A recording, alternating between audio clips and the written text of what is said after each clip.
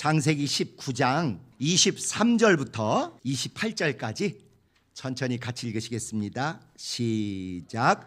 롯이 소알에 들어갈 때 해가 돋았더라. 여호와께서 하늘 곧 여호와에게로서 유황과 불과 비같이 소돔과 고모라에 내리사 그 성들과 온 들과 성에 거하는 모든 백성과 땅에 난 것을 다 엎어 멸하셨더라. 롯의 아내는 뒤를 돌아본 고로 소금 기둥이 되었더라. 아브라함이 그 아침에 일찍이 일어나 여호와의 앞에 섰던 곳에 이르러 소돔과 고모라와 그 온들을 향하여 눈을 들어 연기가 옹기점 연기같이 치밀었음을 보았더라. 한 절, 보았더라. 참, 소돔과 고모라 멸망 직전에 하나님께서 이 롯을 꺼내 주셨어요. 롯과 아내와 그리고 며느리들, 아니 딸들과 그리고 사위들까지 꺼내 주시려고 그렇게 애쓰셨건만 사위들은 어떻게 했다고요? 픽픽거렸다, 조롱했다, 웃었다는 거예요. 아브라함 집안은 내가 네게 아들을 줄 것이다 했더니 픽픽 웃었는데, 그랬다가 나중에 은혜롭게 이적을 보고 웃은 반면에 이 사위들도 역시 픽픽 웃었다가 다시 웃을 일이 없게 이렇게 됐죠. 사위는 그렇다고 칩시다. 한 달이 건너니까. 그런데 그 죽을 고비를 넘고 나오던 중에 누가 결국은 안타깝게 멸망을 했어요? 롯의 아내가. 이게 이제 표정을 보니까 남자분들하고 여자분들하고 표정이 미묘하게 달라요. 이게 남의 얘기라고 생각지 마시고 내 아내가 이렇게 나하고 같이 나오는데 소금 기둥으로 해서 나하고 이제 떨어지게 됐다. 별로 이게 충격으로 안 와닿으시는 것 같아. 우리는 모든 것을 주인공 중심으로, 잘 나가는 사람 중심으로 보다 보니 오히려 우리하고 더 잘 맞는 우리의 모습을 담고 있는 등장인물들을 그냥 모르고 지나갈 때가 많은 것 같습니다. 오히려 우리의 모습, 우리의 애환, 우리와 주님과의 그 짠한 관계가 더 많이 담겨 있는 것은 잘 나가는 아브라함이나 이런 사람보다 이게 뭐 될 듯 하다가 철컥 걸려 넘어지고, 될 듯 하다가 빠지고, 될 듯 하다가 다 빠지고 하는 롯 같은 사람. 얼마나 불쌍합니까, 롯.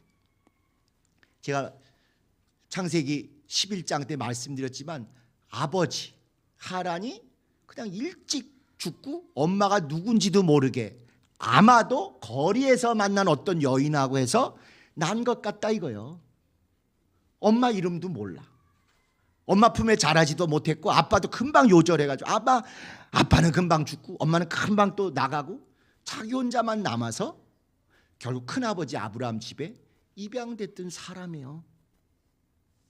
그래도 큰아버지가 책임감이 있으시고 가장답게 끝까지 책임지시느라고 데리고 오다 보니까 큰아버지가 받은 복 덕분에 옆에서 이렇게 자기도 한미천 두둑히 잡았는데, 이게 어려서부터 아빠 엄마 없이, 우리 아빠 엄마가 있으면 다른 거 다 떠나서 음식 있으면 자 아빠 엄마 이거부터 가르치잖아요.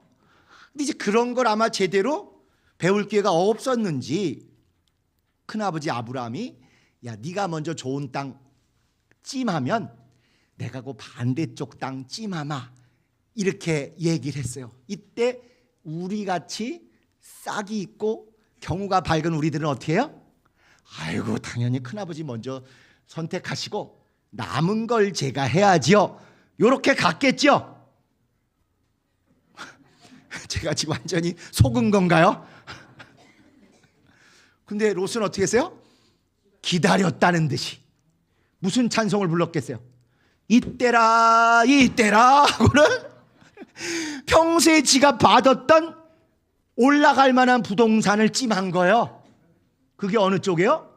소돔과 고모라 번화가, 유동인구가 많은 곳, 문화시설이 많고 삐까번쩍하고 젊은이들이 많이 왔다 갔다 한 홍대, 명동, 여기를 찜한 거예요. 모르겠어요. 제가 나중에 아브라함으로 만나면 한번 물어볼게요. 그때 마음 어땠냐고. 아브라함도 좀 씩씩거렸을 것 같아. 자식이 말이야, 아무리 내가 먼저 고르라고 그랬어도 말이 그렇다는 거지. 지주제에 거기서 지가 먼저 그걸 가로채. 으이씨, 어떻게 내가 말을 해버린 걸. 아마 그랬을지도 모르겠어요. 자, 그렇게 그냥 아빠 엄마한테 먼저 입에 넣어드리고 이런 걸 아마 못 경험했는지 어쨌거나 이렇게 자기 딴에는 부동산 가격 올라갈 것 같고 비전 있어 보이고 좋아 보이는 소돔과 고모라 번화가 도심을 딱 했는데 나중에 거기는 뭐가 관영했어요? 돈이 관영할 줄 알았더니 죄와 악이 관영했잖아요. 하나님이 미련 없이 다 오늘 우리가 읽은 대로 하늘에서 그냥 온갖 지진, 벼락, 뭔가 다 재앙으로 멸망시키셨어요. 그런데도 누구를 보시고?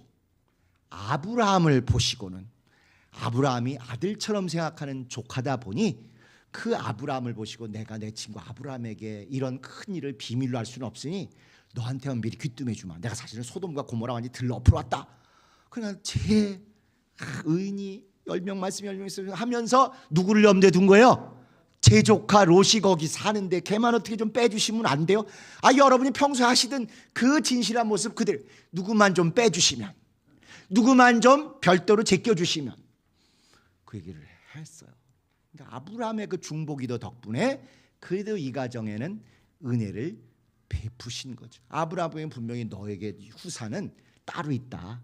네 부인 사라를 통해서 아들이 나올 것이다 하는데도 너무 무리하지 마세요. 제가 지금 99세, 저 여인이 89세. 아이고, 지금 우리가 만약에 애가 나면 서로 민망합니다. 동네 사람 보기도 민망해. 하나님 너무 무리하지 마시고 롯으로도 충분합니다. 이렇게 하는데도 아니다. 롯은 멀리 구별해 내야 된다. 잘라내야 된다. 네가 정말 붙들 것은 네 사라를 통해서 나오는 아들일 거다 하는데도 끝까지 하나님은 이렇게 잘라내길 원하시고 다 버리고 오라 그랬는데도 끝까지 데리고 책임을 갖고 인륜에 맞게 아브라함이 그렇게 왔어요. 소돔과 고모라의 외적이 쳐들어와 가지고 롯 잡아갔습니다. 롯 마음 어땠겠어요? 여기 난 되는 게 없냐? 엄마 아빠도 일찍 떠나더니 외삼촌 집에 살 수 있었는데 외삼촌이 헤어지자 그래가지고 겨우 여기 좋은데 안전한 줄 알고 번화가에 왔더니 오히려 들판에 있는 외삼촌 집에는 별 볼 일 없어가지고 외적들이 안 가고 번화가니까 우리 소돔과 고모라에 와서 나 또 잡혀갔다. 나와 가족과 재산 다 잡혀갔다. 나는 왜 이렇게 하는 게 안 되냐? 얼마나 자기 신세 한탄 팔자 타령을 했겠습니까? 근데 또 아브라함이 그 소식을 듣자마자 정말 용감하게 자기 밑에 있는 사람들 데려가서 롯을 또 구해왔어요. 인륜적으로는 참 좋은 일이고 잘하는 일이고 정말 훌륭한 큰아버지 맞는데 분명히 선을 긋고 이렇게 슬그머니 하나님은 떼내시는 그 섭리가 있으신데도 불구하고 엇박자로 이렇게 엇박자로 가게 됩니다. 그러니까 아브라함은 다 훌륭해요. 우리가 보기에 정말 좋은 게 많은데 우리와 더 비슷해 보이는 롯을 보세요. 하는 족족 안 돼. 여러분이 전도하시고 양육하시는 목장 식구들 중에 만사형통 순전하고 옥토 같은 분도 물론 계시지만 내가 너를 왜 전도했는지 모르겠다 싶은 분이 있다 없다? 이게 우리가 정직하게 없다고 절대 말 못해요. 지난 수십 년간 전도하고 양육한 분 중에 아유 주님 왜 내게, 주님 어찌하여, 참 많은 분들이 왜 하나님이 우리 성락교회에 기대하시는 바가 평안하고 잘 나가고 무난하고 만사형통한 분들을 구원하시려고 세우신 교회가 아니라 정상보다는 어렵고 힘들고 참담하고 진짜 세상에서도 가까이 하기 부담스러운 이런 애통하고 불쌍한 사람들 구원하고 영생을 맛보게 하려고 세우신 교회 틀림없지 않습니까? 오죽하면 귀신에게 억압돼 가지고 병원 가도 안 되고 일가 친척도 드러내기 어려운 그런 분들을 어떻게든지 귀신 쫓고 정상이고 정말 밝아지는 그 모습을 보라고 우리 교회를 세워주셨겠어요. 이 롯의 팔자 드센 것 같은 그런 모습을 보면 저는 아브라함보다 롯이 성락교인 같아. 안 왔으면 하는 마음도 솔직히 가끔 있지만요. 오늘 11시 예배 때 소개시켜 드렸지만, 아니 기구하다.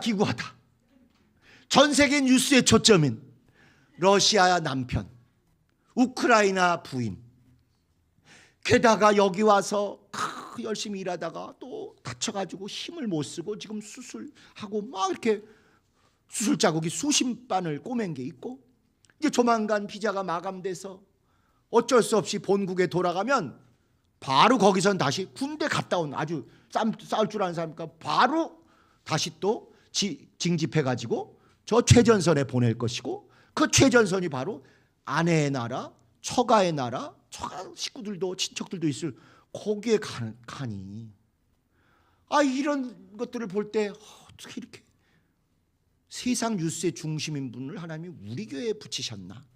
우리가 어떻게 하기를 원하시는가? 우리를 좋은 의미에서 시험하시는 거 아닌가? 막 그런 생각이 들더라고요. 어쨌든 롯이 이렇게 트라우마가 한두 개가 아닌 거예요. 상처가 그렇게 고통을 겪었는데 이제 부인마저 그 어려운 중에 살아나가지고 드디어 이제 살 길이 없다 다 망하는 중에 얼마나 시끄럽겠습니까? 요새 폭탄 떨어지는 불꽃놀이만 들어도 우리가 가슴이 벌렁벌렁하고 깜짝깜짝 놀라는데, 지진이 나고 벼락이 떨어지고 얼마나 놀랬겠어요. 그래도 붙들고 나온 줄 알았는데 부인이 소금 기둥이 돼서 영원한 이별을 했어요. 그 마음이 이제는 용기가 안 나는 거죠. 그러다가 굴 속에 숨어 있다가 어떻게 됐어요? 딸들하고 넘지 말아야 될 선을 술기운에 이렇게 넘고, 안 보이고 깜깜하고 술기운에 넘어서 결국은 나중에 이 두 딸이에요, 부인이에요? 아리까리지, 아리까리.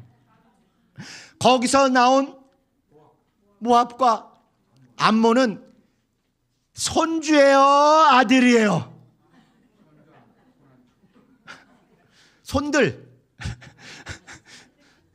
또는 아들 겸 손자. 아리까리지, 아리까리. 족보가 꼬여도 이렇게 꼬일 수 있습니까? 결국 그렇게 된 비참하고 비극적인 그런 민족이 됐어요. 그리고 이제 이들은 나중에 두고두고 이스라엘과 가까이 하기도 그렇고 멀리 하기도 그렇고 먼 친척 민족이라고 하기도 그렇고 완전히 왼수하기도 어려운 그런 미묘한 갈등 관계가 이스라엘 역사에 계속됩니다. 이 롯의 하룻밤 사고 때문에, 이틀밤 사고 때문에. 마찬가지로 아브라함이 사라 대신 하가를 통해서 이렇게 잠깐 깜빡했던 그 하룻밤 때문에 저 중동이 이렇게 시끄러운 거예요. 그 인간이 하룻밤만 절제했으면 오늘날 세계가 얼마나 평안했을 텐데. 예? 이 인간이 이틀밤만 좀 잘 절제했으면 그 이스라엘 주변이 이 지경은 안 되지 않았을까? 그냥 소박하게 한번 생각을 하게 됩니다. 그래서 오늘 우리가 이 롯의 이야기를 염두에 두고 롯의 사정을 우리 일, 또 우리 주변의 안타까운 교인들, 전도 대상자 일로 보면 창세기 심리학 중에 오늘 제목에 나온 대로 롯의 트라우마입니다. 트라우마라는 말 많이 들어보셨잖아요. 정신적인 충격이 정신적인 데만 머물지 않고 육체적으로까지 영향을 미쳐가지고 그 생각이 떠오르기만 하면 막 식은땀이 흐르고 손이 막 떨리고 집중이 안 되고 꿈에 나타나고 막 어쩔 줄 몰라 하는 이런 것을 널리 우리가 상처, 예전에 그냥 상처, 예측, 사고, 상처 이렇게 했는데 요새는 트라우마다 이렇게 부르지 않습니까? 그리고 개인이 하는 건 개인 트라우마지만 우리 온 교인들 같은 개혁 성도들 같은 경우는 집단 트라우마가 있는 거예요. 우리가 공동의 집단적 트라우마가 있는 것이죠.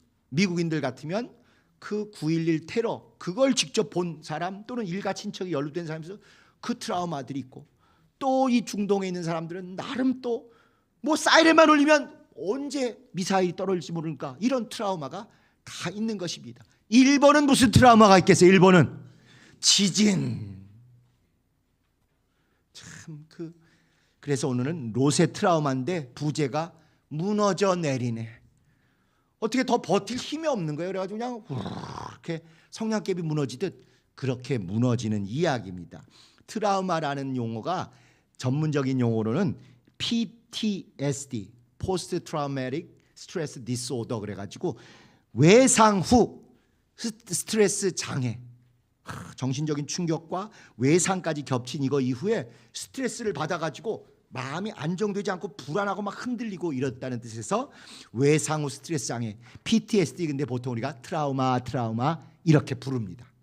그런데요, 의외로 그런 사건 사고, 큰 상처, 트라우마를 입고 나서 무너져 내리는 사람만 있는 게 아니라 그 밑에 욥의 외상 후 오히려 성장, 큰 사건 사고를 겪었으면 무너지고 일이 손에 안 잡히고 막 심장이 뛰고 이런 게 다인 줄 알았는데 그걸 잘 극복한 사람들은 오히려 신앙 안에서도 성장하고 성숙하고 다른 사람들을 잘 감싸주게 된다.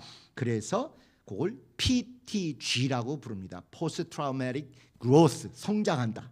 저 같은 경우에는 여기다 일부러 앞이 PTSD 네 글자잖아요. 그래서 뒤도 PTG 하면 세 글자니까 운이 안 맞아서 PTHG 이렇게 제가 장명을 해서 어디 쓴 적이 있어요.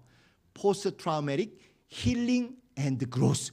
힐링, 치유가 이루어지고 성장이 이루어지고. 정말 우리 성락교인들, 개혁교인들이 이런 집단적인 트라우마, 고통 이후에 완전한 힐링도 이루어질 뿐만 아니라 성장까지 이루어졌으면 하는 그런 바람이 진심으로 있는 것이죠. 자, 그 요약한 설명을 한번 그냥 지식이니까 한번 같이 읽어보시도록 하겠습니다. 롯의 외상 후 스트레스 장애, 전쟁이나 재난 혹은 성폭행이나 교통사고 같은 아주 예외적이고 생명을 위협하는 충격을 경험한 사람들은 그 놀란 마음이 며칠씩 가슴을 두근두근거리게 하고 위험했던 상황을 떠올리게 하며 자다가 꿈에 나오는 경우가 있다. 깜짝 놀라서 소리 지르고 막 일어나고 그러겠죠. 장시간 지속적으로 악몽에 시달리며 사고에 대한 불안과 긴장이 가시지 않아서 작은 소리에도 깜짝깜짝 놀라는 극도의 예민한 상태가 있든지 아니면 정반대로 아무 의욕이 안 생겨서 멍하게 무기력한 상태가 번갈아서 나타나는 그런 외상 후 스트레스를 경험하게도 된다. 대부분은 막 어쩔 줄 모르고 막 이렇게 불안하고 이렇게 하지만 또 어떤 사람은 너무 그게 심해가지고 나 아무것도 안 못해, 싫어 그냥 나 여기 있을래, 이렇게 무기력하게 나타나는 사람들도 있다는 것입니다. 우리가 도와줘야 될 사람들의 이런 모습이나 증상을 알 필요가 있는 거죠. 무조건 그 귀신 조자에 대해 의지가 약해서 그래, 믿음이 왜 그 모양이야, 이러면 안 된다 이거예요. 과거에는 우리가 이런 모습이 있었지만 이제 그렇게만 해서 되는 게 아니라 차곡차곡 귀신도 쫓아주고 같이 있어주고 대화도 해주면서 하나씩 이겨낼 수 있게 증상을 알고 맞춰서 잘 돌봐줘야 온전히 회복과 성장이 이루어진다 하는 것입니다. 자, 한 번 증상을 경험하게 되면 한 번으로 끝나지 않고 심한 불안감에 사건을 떠올리게 하는 그런 자극을 또 비슷한 걸 받지 않으려고 피하기 위해서 항상 신경을 곤두세우게 되는, 과민 반응하게 되는 거예요. 그 비슷한 게 일어날까 봐. 외상 후 스트레스 장애는 그 사람이 정신적으로 약하거나 의지가 약해서 그런 것이 아니다. 우린 과거에 왜 귀신에게 억압돼서 그래, 왜 의지가 약해서 그래, 믿음이 왜 그래, 이런 면이 많았는데 절대로 의지 약하거나 정서가 불안해서 그런 게 아니라는 거예요. 또 성별이나 연령에도 큰 상관이 없다. 남자라고 그런 거 다 이기는 거 아닙니다. 그래서 사고 초기에 빨리 상담해주고 감싸주고 하는 적절한 대응을 하게 되면 이런 심각한 상황으로 가는 것을 막을 수가 있고 사고에 대한 충격과 불안에서 더 빨리 회복할 수 있다. 유사한 경험을 가진 사람들의 이야기를 들으면, 먼저 그것을 경험하고 극복한 사람들의 회복 과정 이야기를 들으면 안심이 되고 회복 과정에 대한 이해가 생겨, 나도 요다면 이런 좋은 변화가 있겠구나 하고 이해가 생겨서 회복이 쉬워진다. 더 나아가서 사고로 인한 상실, 마음도 있고 육체도 좀 잘라진 사람도 있고 심지어 극단적으로 손이나 발이나 이런 것을 완전히 잃은 사람도 있겠죠. 이렇게 육체적인 상실을, 더 나아가 사고로 인한 상실이 인간적으로 감당이 되지 않는다면 이때야말로 종교, 신앙에 의지하는 것이 도움이 된다. 종교에 대한 의지는 절대로 도피나 나약함의 표시가 아니다.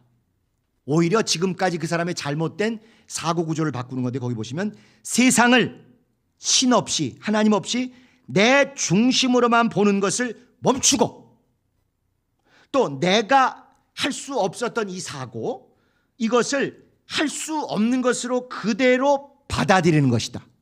사람들이 괴로워하는 건 뭐냐면요, 내가 그때 거기 안 갔으면, 내가 우리 아들을 그때 거기 가라고 보내지 않았으면, 마치 자기가 잘못해서 자기가 그것만 안 했어도 저 사람에게 또는 내게 이런 사고가 안 터졌을 텐데 자기가 책임 있다고 스스로를 자학하고 스스로를 막 억압하고 스스로 가책을 짊어지는 거예요.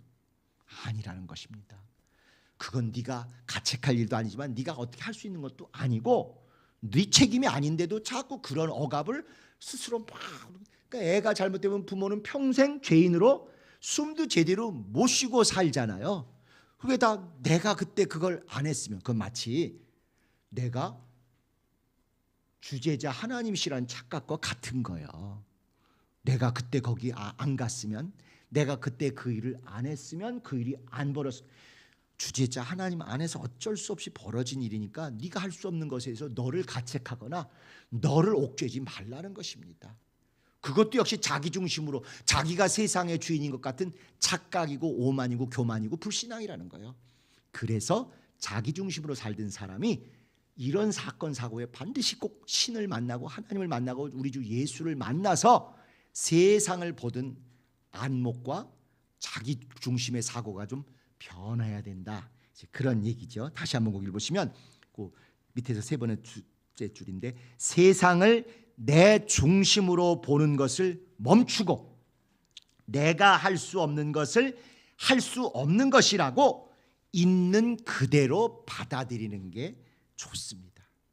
내 인생에서 그 사고가 가진 의미를 있는 그대로 받아들일 때 비로소 사고의 괴로움으로부터 자유로워질 수가 있다. 그리고 이제 하나님을 제대로 만나면 여기서 한 걸음 더 나가서 그걸 통해서 하나님이 너에게 이런 더 좋은 것을 결국은 예비하신 것이다. 더 좋은 결과로 역전하셨다. 이렇게까지 나가야 되지. 근데 이걸 잘못 설명하면 어떻게 돼요? 이렇게 되게 좋은 걸 주시고 너를 그렇게 고통에 빠지게 하셨다. 이렇게 되니까 열불 받고 교회에 안 오는 분이 생기는 겁니다. 그건 분명히 마귀가, 악령이 한 짓이 맞아요. 그분 책임도 아니고. 그런데 그런 것을 통해서 안타까운 데에 끝나지 않고 하나님을 만나게 됐기 때문에 결국은 하나님은 거기서 너를 더 높이 옮기셔서 더 좋은 것으로 이렇게 역전하시고 최고의 은혜와 생명을 맛보게 하셨다. 그러므로 그것을 너에 대한 가책으로 삼지도 말고 불행이나 저주나 내 팔자로 생각지 않을게 할 게 아니라 결과적으로 오히려 하나님을 만나는 과정으로서 역할했으므로 이제는 더 나가서 감사, 영광, 은혜 이런 쪽으로 가고, 그 다음에 그게 나에게만 그치지 않고 다른 사람에게도 그 도움을 주는 사람이 되는 것, 그것이 트라우마에 대해서 하나님과 성경과 신앙이 우리에게 가르쳐주는 정답인 것 같습니다. 반면에 이걸 잘 극복한 사람 얘기는 그 다음에 나오는 욥의 외상 후에 오히려 힐링과 성장, 치유와 성장, 그것입니다. 그거 한번 보실까요? 신체적인 손상 또는 생명에 대한 불안 등, 앞에 트라우마는 똑같아요. 정신적 충격을 수반하는 사고를 겪은 후 부정적으로 위축되는 경우도 있지만 그 반대로 회복력 또는 요즘 전문적으로 사람들이 쓰는 용어 중에 회복 탄력성, 용수철이 이렇게 쫙 늘어났다 놓으면 쫙 줄어드는 것처럼, 또는 눌렀다가 놓으면 쫙 원위치로 가는 것처럼 이런 회복력 또는 회복 탄력성을 통해서 잘 이겨내고 회복 상태로 돌아올 뿐만 아니라, 원위치 오는 정도가 아니라 긍정적 변형에까지 성장하게 되는 경우를 말한다.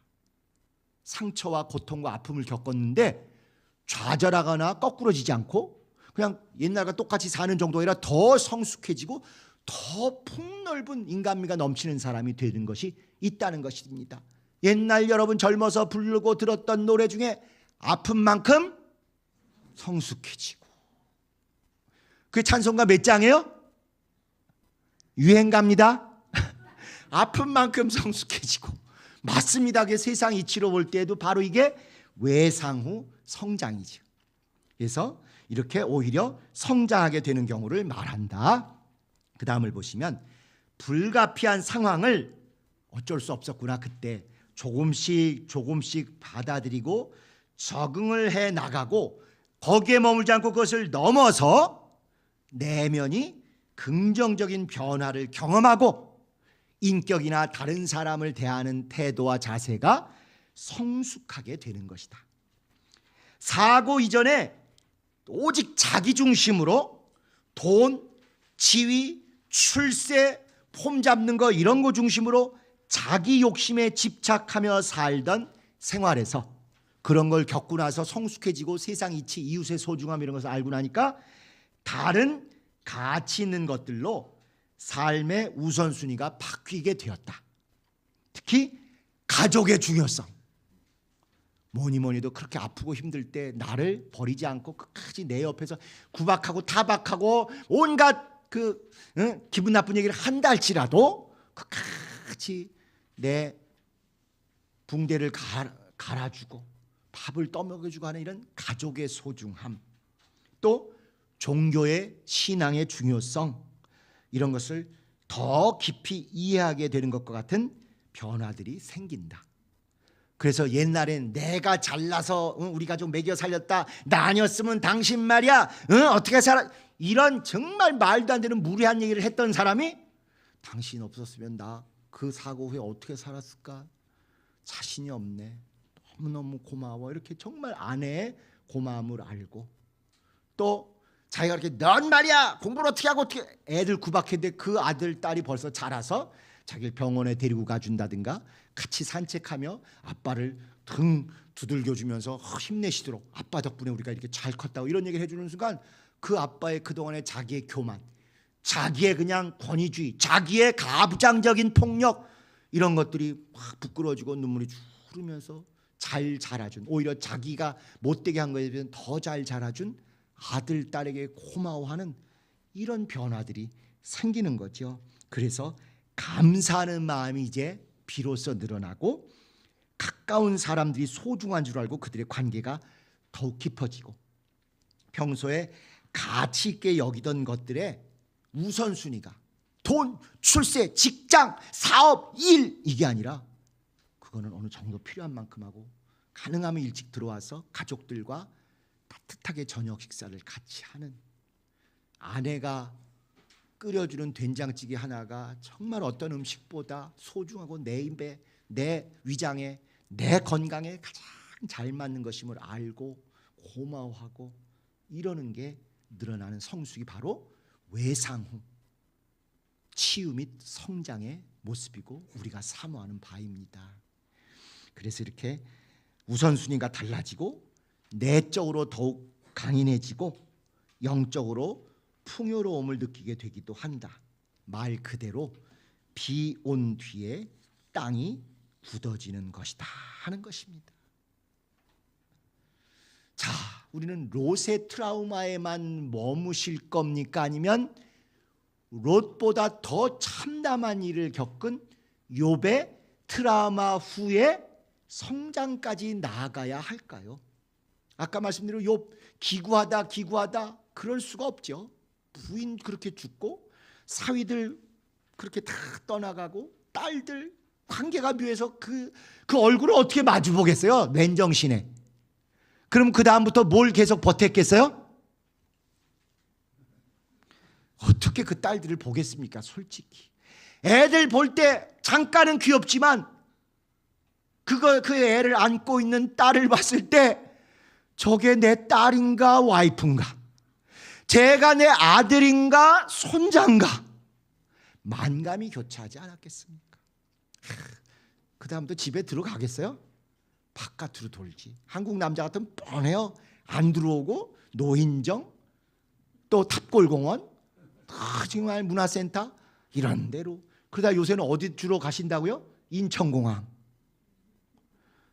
그 안타까운 모습으로 고통을 많이 겪었습니다, 롯이.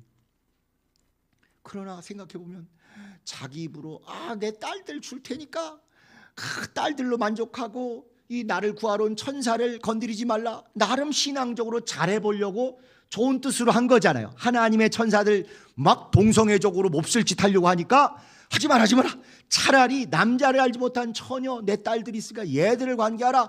자기 딸은 신앙을 위한다고 했는데 그것도 절대 넘지 말아야 될 선이었건만 그렇게 해버리니까 결국 그 선을 누가 넘어버렸어요? 자기가 넘는 비극 중에 이런 비극이 있을까 싶은 거예요. 우리도 사실 우리가 우리 아이들에게, 우리 가족들에게 미안함이 많지요. 지난 수십 년간, 심지어 지난 7, 8년 동안도 마찬가지고. 근데 그때 우리가 못되게 굴려고 나쁜 짓을 하려고 그런 건 절대 아니잖아요. 먼저 그의 나라와 그의 일을 이렇게 구하고 이렇게 주님의 복음과 교회를 위해서 충성하면 내 가족, 내 배우자, 내 후손들 다 잘 될 걸로 믿고 하긴 했는데 균형 잡힌 신앙을 배우지 못해가지고 정말 성경과 성령이 원하신 바를 제대로 잘 알아서가지 못하다 보니까 중심과 방향은 틀리지 않았을지 모르지만 그 과정에서 그 섬세하고 그 세밀하고 그 신중해야 될 모든 순간순간마다 너무 막 우기고 마구제비로 밀어붙이고 정죄하고 믿음이 없어서 그런데 엄마 지금 전도하러 가는데 이거 방해하면 성령 회방이야 이래가면서 애는 학교에서 돌아와도 혼자 그냥 짜장면 시켜 먹게 만들고 나는 그냥 가방 들고 예배 다니고 신방 다니고 전도 다녔던 그 날들이 주님 앞에 한편으로는 감사하고 주님 나름대로 저 열심히 했습니다 이렇게 고백도 하지만 지나고 보니 그걸 조금만 내가 잘 조절해서 남편 집에 돌아올 때, 아이 학교에서 돌아왔을 때, 또 명절에 일가 친척들, 시댁 식구들, 또 친정 식구들 내가 조금만 잘했으면 막 이런 회한들이 있는 거죠. 롯이 나름 하나님의 천사 지키겠다고 이렇게 잘했는데 결과적으로 이런 불행과 이런 트라우마에 쩔어서 평생 잊을 수 없게 뭘 제대로 하기가 어려울 정도에 처한 거나 우리가 지난 십수년 또 지난 수십 년과 지난 7년간 겪은 일을 보면 저는 롯의 모습이 우리의 모습과 다르지 않다고 생각합니다. 우리처럼 미친놈 미친년처럼 산 사람 있으면 나와보라 그래. 지난 30년 40년 50년을 주님을 위해서 복음을 위해서 우리처럼 미친놈 미친년처럼 산 사람 한국에 없습니다. 온갖 모독적인 얘기를 들어가면서도 눈 하나 깜짝 안 하고 이 길을 여기까지 온 그런 사람들 아닙니까? 심지어 그 모든 것 중에 가장 잘못된 게 폭발하고 터졌을 7년 전에 다른 사람들은 너무 이건 그 과거도 힘들었는데 이제 이건 도저히 안 되겠다 그러고 어쩔 수 없이 이탈하고 이별하고 멀리 떠나셨음에도 불구하고 끝까지 이건 우리 몫이다, 우리 십자가다, 우리 사명이다 하고 여기까지 남으시고 여기까지 주님 손 붙들고 버틴 분들이 여러분 아닙니까? 그런데 우리가 이런 롯의 트라우마 여기에 머물러서 되겠어요? 욥처럼 트라우마를 넘어서서 치유와 성장까지 가야 우리답지 않을까요? 하나님이 우리에게 기대하시는 거 네 트라우마 안다, 충분히 했다, 이제 치유받아라 이게 아니라 조금만 더 이겨내서 이제는 너처럼 어렵고 힘들고 고통스러운 거 겪는 주변 사람들을 이 땅에서는 네가 제일 잘 치유해 줄 수 있을 거다. 내가 그런 사람들을 붙이노니 너희들이 해결해 다오. 이게 우리에게 기대하시는 하나님의 역사라고 저는 확신합니다. 11시 예배 때 우리 최고의 창피하고 부끄러운 이름 몇 가지 말씀드렸죠. 그것이 알고 싶다 나온 교회, PD수첩 나온 교회, KBS 뉴스에 나온 교회, JTBC의 뉴스에 나온 교회, 기타 기독교 방송 여기저기 나온 교회, 오관왕, 이런데 오관왕 나온 기독교회 우리밖에 없어요. 완전 이단, 무슨 이재록이나 저 무슨 신천지나 또 그 다음에 저기 JMS 정명석이나 이런 데들은 나와도 눈 하나 깜짝 안 해. 그런데 우리는 주님 뜻대로 참 신앙을 갖고 살겠다는데도 불구하고 5관왕 6관왕이 된 유일한 기독교회입니다. 이게 우리의 마지막 인상, 마지막 비참한 명예가 되겠습니까? 반드시 주님은 우리가 성경 창세기 여러 장면을 보자 반드시 실패한 그 모양으로 성공시키셔요. 반드시 고통 겪은 그 시간, 그 장소, 그런 양상으로 역전하시고 신원하시고 높이시는 것이 그것이 하나님의 역사입니다. 그렇다면 오히려 그런 세상 방송에서 우리가 최고로 우리의 치부를 감추지 않고 토설하고 고백해서 창피를 당했지만 가장 은혜로운 기독교 TV, CBS에서, CTS에서, 극동방송에서, 구TV에서 정말 한국교회에서 유례가 없게 완전한 파멸을 경험하고 완전한 부활과 회개와 경신 그리고 정말 건강한 교회로 거듭난 성락교인들입니다. 오늘 그 교회를 탐방해서 그 교회를 소개하겠습니다. 이런 방송으로 온 한국교회 앞에 우리를 드러내신 하나님을 꼭 우리가 만나야 되지 않겠습니까? 마무리 짓겠습니다. 트라우마, 고통이지만 거기에 머물라고 하나님이 허락하신 게 아니라 반드시 그것을 넘어서 여기 나오는 PTSD, 외상후 스트레스 장애가 아니라 PTHG, 외상후 치유와 성장, 이걸 위해서 하나님 우리에게 허락하신 거예요. 제가 고등학교 선생님에게서 배운 영어 단어 중에 평생 잊을 수 없는 단어가 하나 있습니다. 그게 수학 선생님께 배운 영어 단어예요. 수학 선생님이 공식을 쭉 이렇게 설명해 준 다음에 자 이제 공식을 배웠으니 문제를 풀어봐야 되지 않겠느냐. 그러고는 자 문제하고는 영어로 프로블럼 이렇게 썼어요. PROBLEM 프로블럼 영어로 쓰시더니 자 여기 뭐라고 썼어? 풀어보렴 이렇게 써있지. 문제는 풀어보렴이야 영어로. 아니 분명 프로블럼인데 문제인데 그 양반이 떡 쓰시고는 일부러 재밌게 하시느라고 자 요거 뭐라고 썼어? 풀어보렴 썼지. 그럼 우리가 풀어야 되겠지. 그것을 제가 고2 때 배웠는데요. 지금도 그 선생님 얼굴, 그 선생님 성함, 그때 그 장면 잊혀지지가 않아요. 문제는 풀어보렴입니다. 영어로 풀어보렴. 그러니까 문제는 어려우라고 있는 것이 아니라 풀어내라고 있는 것이요. 그게 우리 기독교 신앙입니다. 문제를 내놔라 이거야. 책상 위에. 그러면 그때부터 문제보다 크신 누가? 주님께서 나타나셔서 해결해 주네. 문제는 어려우라고 있는 것이 아니라 풀어내라고 있는 것입니다. 문제의 영어가 뭐라고요? 영어로 풀어보렴. 풀어보렴. 난관은 뭡니까? 난관은 부딪히라고 있는 것이 아니라 뚫어내라고 있는 것이에요. 신앙이 없는 사람은 난관이 부딪혔다, 난관에 부딪혔다 하지만 신앙이 있는 사람은 난관은 부딪히라고 있는 거 아니라 뚫어내라고 있는 것입니다.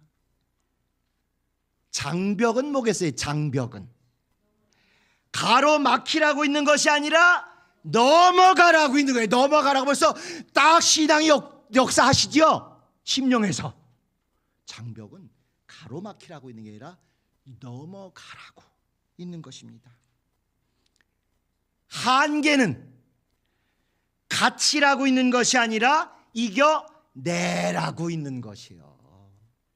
신앙 복잡한 거 아닙니다. 우리가 지금까지 세상살이에서 선입견으로 들었더니 4대 강적들 요거 신앙적으로 딱 바꿔보시는 게 그게 신앙이에요. 문제는 어려우라고 있는 것이 아니라 풀어내라고 있는 것이다. 난관은 부딪히라고 있는 것이 아니라 뚫어내라고 있는 것이다. 장벽은 가로막히라고 있는 것이 아니라 넘어가라고 있는 것이다. 한계는 갇히라고 있는 것이 아니라 이겨내라고 있는 것이다. 그럼 이제 오늘의 마지막 문제. 트라우마는 억압되라고 있는 것이다, 아니면 은혜 입으라고 있는 것이다? 은혜 입으라고 있는 것인데, 우린 트라우마라는 단어를 쓰면서 억압을 은연중에 얘기하고 억압되는 게 당연한 듯이 얘기하지 않습니까? 트라우마는 억압되라고 갇히라고 있는 게 아니라 은혜 입으라고 허락하신 것입니다. 그리고 예수님의 최고의 트라우마라고 할 수 있는 손에 못자국을 만지라고 있는 게 트라우마예요. 우리 때문에, 우리 죄 때문에 못 박히셔서 영원히 없어지지 않는 손에 못자국 상처를 가지고, 이게 우리 은혜의 최고의 담력 아닙니까? 이거 없으면 우리가 그분 보혈로 은혜 받은지를 확증할 수 있는 물증이 없는 거예요. 트라우마, 고통, 어려움은 주님의 손바닥에 못자국을 만지라고 있는 것입니다. 그리고 마지막으로 트라우마는 이겨낸 사람답게 남의 아픔에 공감해주고 함께 해주고 그를 세워주는 그 일하라고 우리에게 허락하신 것이 트라우마입니다. 트라우마는 억압되고 짓눌리고 벌벌 떨라고 있는 것이 아니라 은혜 입으라고, 주님 손에 못자국 만지라고, 아픔 겪고 있는 사람을 감싸주고 공감하고 함께해주고 세워주라고 있는 거예요. 저 뒤에서 지금 난관이 뭐고 장벽이 뭐고 막 쓰시느라고 헷갈리는 것 같아요. 다시 한번 마지막으로 불러드릴게요. 문제는 어려우라고 있는 것이 아니라 풀어내라고 있는 것이다. 난관은 부딪히라고 있는 것이 아니라 뚫어내라고 있는 것이다. 장벽은 가로막히라고 있는 것이 아니라 넘어가라고 있는 것이다. 한계는 갇히라고 있는 것이 아니라 이겨내라고 있는 것이다. 아멘.